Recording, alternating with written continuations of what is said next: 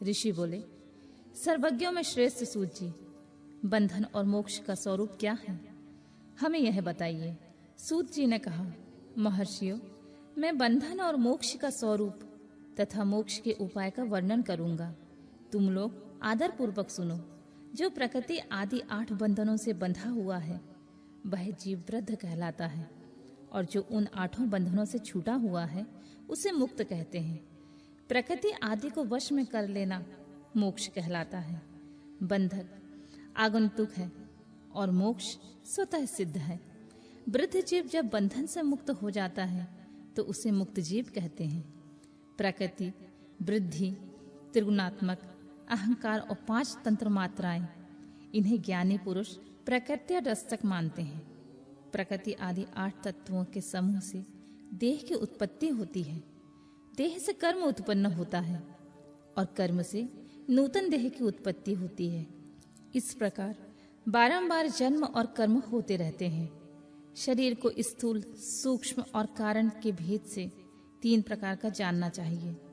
स्थूल शरीर व्यापार कराने वाला, सूक्ष्म शरीर इंद्रियों भोग प्रदान करने वाला तथा कारण शरीर आत्मा आनंद की अनुभूति कराने वाला कहा गया है। जीव को उसके प्रारब्ध कर्मानुसार दुख और सुख प्राप्त होते हैं। वह अपने पुण्य कर्मों के फल स्वरूप सुख और पाप कर्मों के फल स्वरूप दुख का उपभोग करता है। अतः कर्मपाश से बंधा हुआ जीव अपने त्रिभिद शरीर में होने वाले शुभाशुभ कर्मों द्वारा सदा चक्र की भांति बारंबार घुमाया जाता है। इस चक्रवत भ्रमण की निवृत्ति के लिए चक्रकर्ता का स्तवन तथा आराधन करना चाहिए। प्रकृति आदि जो 8 पाश बतलाए गए हैं उनका समुदाय ही महाचक्र है, और जो प्रकृति से परे है वह परमात्मा शिव है। भगवान महेश्वर ही प्रकृति आदि महाचक्र के कर्ता हैं, क्योंकि वे प्रकृति से परे हैं। जैसे बकायन नामक वृक्ष की थाला जल को पीता और उगलता है, उसी प्रकार शिव प्रकृति आदि को अपने वश में करके उस पर शासन करते हैं। उन्होंने सबको वश में कर लिया है, इसलिए वे शिव कहे गए हैं। शिव ही सर्वज्ञ, परिपूर्ण तथा निष्प्रह है। सर्वज्ञता, तृप्ति, अनादि बोध, स्वतंत्रता, नित्य आलुप्त शक्ति से संयुक्त होना ही अपने भीतर अनंत शक्तियों को धारण करना, महेश्वर के इन 6 प्रकार के मानसिक ऐश्वर्यों को केवल वेद जानता है। अतः भगवान शिव के अनुग्रह ही प्रकृति आदि 8 तत्व वश में होते हैं। भगवान शिव की कृपा प्रसाद प्राप्त करने के लिए उन्हीं का पूजन करना चाहिए। यदि कहें शिव तो परिपूर्ण है, निष्प्रह है, उनकी पूजा कैसे हो सकती है, तो इसका उत्तर यह है कि भगवान शिव के उद्देश्य से उनकी प्रसन्नता के लिए किया हुआ सत्कर्म उनकी कृपा प्रसाद को प्राप्त कराने वाला होता है। शिवलिंग में शिव की प्रतिमा में तथा शिव भक्त जनों में शिव की भावना करके उनकी प्रसन्नता के लिए पूजा करनी चाहिए। वह पूजन शरीर से, मन से, वाणी से और धन से भी किया जा सकता है। उस पूजा से महेश्वर शिव, जो प्रकृति से परे है, पूजक पर विशेष कृपा करते हैं और उनका वह कृपा प्रसाद सत्य होता है। शिव की कृपा से कर्म आदि बंधन अपने वश में हो जाते हैं। कर्म से लेकर प्रकृति पर्यंत सब कुछ जब वश में हो जाता है तब वह जीव मुक्त कहलाता है और स्वरात्मा स्वरूप से विराजमान होता है। परमेश्वर शिव की कृपा से जब कर्म जनित शरीर अपने वश में हो जाता है तब भगवान शिव के लोक में निवास का सौभाग्य प्राप्त होता है। इसी को सालोक्य मुक्ति कहते हैं। जब तंत्र मात्राएं वश में हो जाती हैं तब जीव जगदम्बा सहित शिव का सामीप्य प्राप्त कर लेता है। यह सामीप्य मुक्ति है। उसके आयुध आदि और क्रिया आदि सब कुछ भगवान शिव के समान हो जाते हैं। भगवान का महाप्रसाद प्राप्त होने पर बुद्धि भी वश में हो जाती है। बुद्धि प्रकृति का कार्य है, उसका वश में होना सृष्टि मुक्ति कहा गया है। पुनः भगवान का महान अनुग्रह प्राप्त होने पर प्रकृति वश में हो जाएगी। उस समय भगवान शिव का मानसिक ऐश्वर्य बिना यत्न के ही प्राप्त हो जाएगा। सर्वज्ञता और तृप्ति आदि जो शिव के ऐश्वर्य हैं, उन्हें पाकर मुक्त पुरुष अपने आत्मा में ही विराजमान होता है। वेद और शास्त्र में विश्वास रखने वाले विद्वान पुरुष इसी को सामुज्य मुक्ति कहते हैं। इस प्रकार लिंग आदि में शिव की पूजा करने से क्रमशः मुक्ति स्वतः प्राप्त हो जाती है। इसीलिए शिव की कृपा प्रसाद प्राप्त करने के लिए तत्संबंधी क्रिया आदि के द्वारा उन्हीं का पूजन करना चाहिए। शिव कृपा, शिव तप, शिव मंत्र, जप, शिव ज्ञान और शिव ध्यान के लिए सदा उत्तरोत्तर अभ्यास बढ़ाना चाहिए। प्रतिदिन प्रातः काल ही रात के सोते समय तक और जन्म काल से लेकर मृत्यु पर्यंत सारा समय भगवान शिव के चिंतन में ही बिताना चाहिए। सद्योजातादि मंत्रों द्वारा तथा नाना प्रकार के पुष्पों से जो शिव की पूजा करता है वह शिव को ही प्राप्त होगा। ऋषि बोले, उत्तम व्रत का पालन करने वाले सूत जी, लिंग आदि में शिव जी की पूजा का क्या विधान है, हमें यही भी बताइए। सूत जी ने कहा, द्विजो, मैं लिंगों के क्रम का यथावत वर्णन कर रहा हूँ, तुम सब लोग ध्यान से सुनो।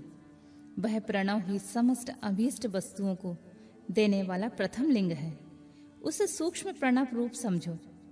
सूक्ष्म लिंग निष्फल होता है, स्थूल लिंग सकल। पंचाक्षर मंत्र को ही स्थूल लिंग कहते हैं। उन दोनों प्रकार के लिंगों का पूजन तप कहलाता है। वे दोनों ही लिंग साक्षात मोक्ष देने वाले होते हैं। पौरुष लिंग और प्राकृतिक लिंग के रूप में बहुत से लिंग होते हैं। उन्हें भगवान शिव ही विस्तार पूर्वक बता सकते हैं, दूसरा कोई नहीं जानता है। पृथ्वी के विकार भूत जो जो लिंग ज्ञात हैं उनको मैं तुम्हें बता रहा हूँ। उनमें स्वयंभू लिंग प्रथम है, दूसरा बिंदु लिंग, तीसरा प्रतिष्ठित लिंग, चौथा चर लिंग और पांचवा गुरु लिंग है। देवर्षियों की तपस्या से संतुष्ट हो उनके समीप प्रकट होने के लिए पृथ्वी के अंतर्गत बीज रूप से व्याप्त हुए भगवान शिव वृक्षों के अंकुर की भांति भूमि को भेद कर नादलिंग के रूप में व्यक्त हो जाते हैं। वे स्वतः व्यक्त हुए शिव स्वयं प्रकट होने के कारण स्वयंभू नाम धारण करते हैं। ज्ञानी जन उन्हें स्वयंभू लिंग के रूप में जानते हैं। उस स्वयंभू की पूजा से उपासक का ज्ञान स्वयं बढ़ने लगता है। सोना चांदी के आदि पत्र पर, भूमि पर अथवा वेदी पर अपने हाथ से लिखित जो शुद्ध प्रणव मंत्र रूप लिंग है, उसमें तथा मंत्र लिख का आलेखन करके उसमें भगवान शिव की प्रतिष्ठा और आवाहन करें। ऐसा बिंदु नादमय लिंग स्थावर और जन्म दोनों प्रकार का होता है। इसमें शिव के दर्शन भावनामय ही होते हैं, ऐसा निसंदेह कहा जा सकता है। जिसको जहां भगवान शंकर प्रकट होने का विश्वास हो, उसके लिए वही प्रकट होकर वे अभीष्ट फल प्रदान करते हैं। अपने हाथ से लिखे हुए यंत्र में अथवा अकृत्रिम स्थावर आदि में भगवान शिव का आवाहन करके 16 उपचारों से उनकी पूजा करें। ऐसा करने से साधक स्वयं ही ऐश्वर्य को प्राप्त कर लेता है और इन साधन के अभ्यास से उसको ज्ञान भी होता है। देवताओं और ऋषियों ने आत्मसिद्धि के लिए अपने हाथ से वैदिक मंत्रों के उच्चारण पूर्वक शुद्ध मंडल में शुद्ध भावना द्वारा जिस उत्तम शिवलिंग की स्थापना की है, उसे पौरुष लिंग कहते हैं तथा वही प्रतिष्ठित लिंग कहलाता है। उस लिंग की पूजा करने से सदा पौरुष ऐश्वर्य की प्राप्ति होती है। महान ब्राह्मण और महाधनी राजा किसी कारीगर से शिवलिंग का निर्माण कराकर जो मंत्र पूर्वक उसकी स्थापना करते हैं, उनके द्वारा स्थापित हुआ वह लिंग भी प्रतिष्ठित लिंग कहलाता है। किंतु वह प्राकृत लिंग है, इसलिए प्राकृत ऐश्वर्य भोग की ही देने वाला होता है। जो शक्तिशाली और नित्य होता है उसे पौरुष कहते हैं तथा जो दुर्बल और अनित्य होता है वह प्राकृत कहलाता है। लिंग नाभि, जिह्वा, नासाग्र भाग और शिखा के क्रम से कटी, हृदय और मस्तक तीनों स्थानों में जो लिंग की भावना की गई है, उसे आध्यात्मिक लिंग को ही चर लिंग कहते हैं। पर्वत को पौरुष लिंग बताया गया है और भूतल को विद्वान पुरुष प्राकृत लिंग कहते हैं। वृक्ष आदि को पौरुष लिंग जानना चाहिए और गुल्म आदि को प्राकृतिक लिंग, साठी नामक धान्य को प्राकृतिक लिंग समझना चाहिए और शाली एवं गेहूं को पौरुष लिंग।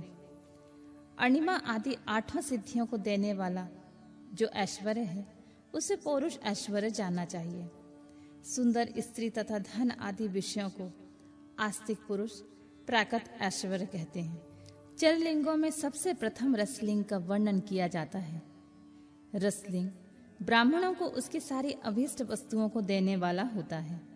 शुभ कारक बाणलिंग क्षत्रियों को महान राज्य की प्राप्ति कराने वाला है। सुवर्णलिंग वैश्यों को महाधनपति का पद प्रदान करने वाला है तथा सुंदर शिवलिंग शूद्रों को महाशुद्धि देने वाला होता है। स्फटिकमय लिंग तथा वाणलिंग सब लोगों को उनकी समस्त कामनाएं प्रदान करते हैं। अपना ना हो तो दूसरों का स्फटिक या वाणलिंग भी पूजा के लिए निषिद्ध नहीं है। स्त्रियों विशेषतः सद्भावों के लिए पार्थिव लिंग की पूजा का विधान है।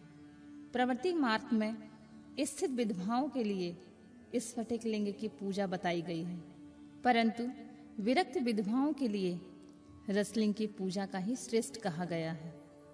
उत्तम व्रत का पालन करने वाले महर्षियों बचपन में, जवानी और बुढ़ापे में भी शुद्ध स्फटिकमय शिवलिंग का पूजन स्त्रियों के लिए समस्त भोग प्रदान करने वाला होता है। ग्रहासक्त स्त्रियों के लिए पीठ पूजा भूतल पर संपूर्ण अभीष्ट देने वाली होती है। प्रवृत्ति मार्ग में चलने वाला पुरुष सुपात्र गुरु के सहयोग से ही समस्त पूजा कर्म संपन्न करे। इष्ट देव का अभिषेक करने के पश्चात अगहनी में चावल से बने खीर आदि पकवानों द्वारा नैवेद्य अर्पण करे। पूजा के अंत में शिवलिंग को संपुट में विराज कर घर के भीतर पृथक रख दें। जो निवृत्ति मार्गी पुरुष हैं उनके लिए हाथ पर ही शिवलिंग पूजा का विधान है। उन्हें भिक्षादि से प्राप्त हुए अपने भोजन को ही नैवेद्य रूप में निवेदित करना चाहिए। निवृत्त पुरुषों के लिए सूक्ष्म लिंग ही श्रेष्ठ बताया जाता है। वे विभूति के द्वारा पूजन करें और विभूति को ही नैवेद्य के रूप में निवेदित करें। पूजा करके उस लिंग को सदा अपने मस्तक पर धारण करें। विभूति 3 प्रकार की बताई गई है: लोकाग्नि जनित, वेदाग्नि जनित और शिवाग्नि जनित। लोकाग्नि जनित या लौकिक भस्म को द्रव्यों की शुद्धि के लिए लाकर रखें।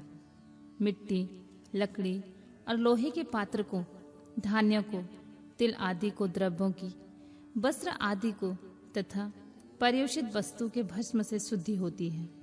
कुत्ते आदि से दूषित हुए पात्रों के भी भस्म से ही शुद्धि मानी गई है।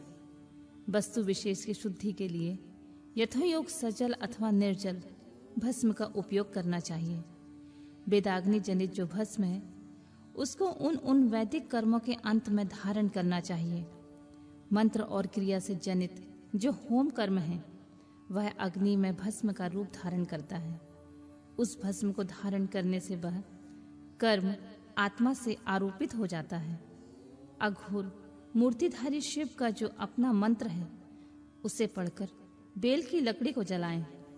उस मंत्र से अभिमंत्रित अग्नि को शिवाग्नि कहा गया है। उसके द्वारा जले हुए काष्ठ का जो भस्म है वह शिवाग्नि जनित है।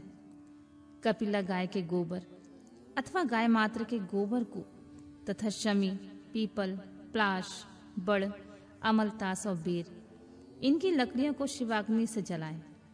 वह शुद्ध भस्म शिवाग्नि जनित माना गया है। अथवा कुश की अग्नि में शिव मंत्र के उच्चारण पूर्वक काठ को जलाएं।